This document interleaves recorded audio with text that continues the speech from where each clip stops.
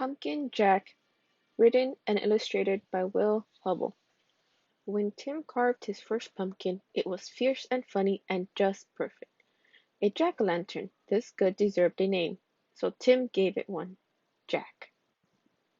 Long after the best trick-or-treat candy was eaten, Tim still kept Jack. At night, when a candle made Jack's face dance on the wall and filled the dark with warm pumpkin smells, Tim felt Jack was almost magic. Yet, too soon, the spell was broken. "This pumpkin is beginning to rot," announced Mom. "It's time to throw it out." Tim knew it was useless to argue. He carried Jack to the garden, which was filled with the brown ghost of last summer's plants. A dead garden is better than a trash can, thought Tim. Still, it made him sad to leave Jack outside and alone. Whenever chores or play brought Tim to the garden, he looked at Jack. Every time Jack was different. He became wrinkled, and his fierce smile began to look silly. Mold spread over Jack's bright orange skin. As the days turned colder, Jack grew flatter. Winter began. Soon Jack was hidden beneath snow, and Tim forgot about him. The cold, heavy jacket days came. Snowman and sliding days, indoor days, Thanksgiving, Christmas, and Valentine's. When all these days had passed and the March winds melted the snow, Tim found Jack. There wasn't much left, just a faded and crumpled pumpkin skin, a stem, and a few seeds. Jack's Halloween magic was a distant memory now. Tim scraped a thin blanket of earth over the last bits of his pumpkin. "Goodbye, Jack," he whispered. When spring turned barefoot warm, a tiny sprout appeared where Jack had been. Tim found it and guessed what it was.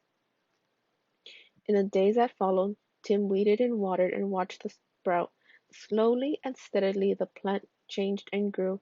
It branched and spread a web of vines over the ground, but no pumpkins appeared. The days turned hot. Flowers opened on the plant each morning, yellow stars that twisted shut forever in the afternoon. Still, there were no pumpkins.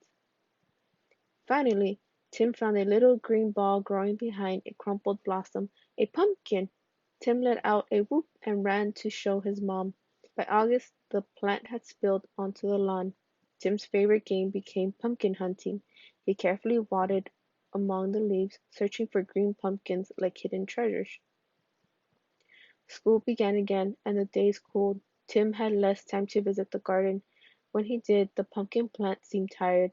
There were few new leaves, and the old tattered ones no longer hid the fat green pumpkins. Then, one October morning, Tim woke to see frost coating the garden. The frozen plants seemed changed to pale blue glass. After school, Tim discovered what the frost had done. The pumpkin plant's leaves were as limp as wet paper. It was dying. Tim searched among the withered leaves for the unripe pumpkins. He picked them and put them on the front porch, hoping for one more change. By Halloween, the pumpkins had ripened to bright orange. There were many, for the plants had been generous. Tim was generous too. He gave away all but one. From jack-o'-lantern to seed to pumpkin again, the circle was almost complete. Now it was time for Tim to do his part. He gave his pumpkin a face. It smiled at him in a fierce and funny way. Tim smiled too and said, "Welcome back, Jack." The end.